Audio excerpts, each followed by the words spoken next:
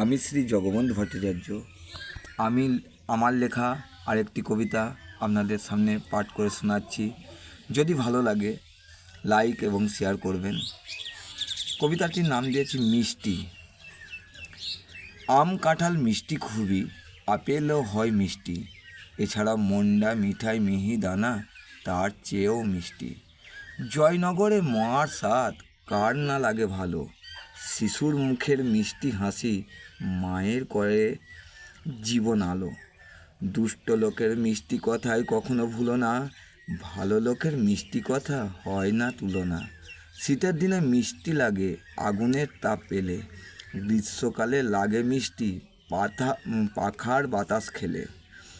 ফুলের মধু খেতে মিষ্টি তাই মৌমাছিরা খায়, মধু খেয়ে মনের সুখে তারা গুনগুন করে গান গায়।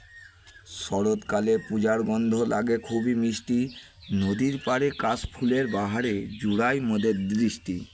আখের রস খেতে লাগে মিষ্টি, চিনি গুড় হয় তার থেকে, শীতের দিনে পিঠে পুলি লাগে মিষ্টি গেলে মোদের মুখে।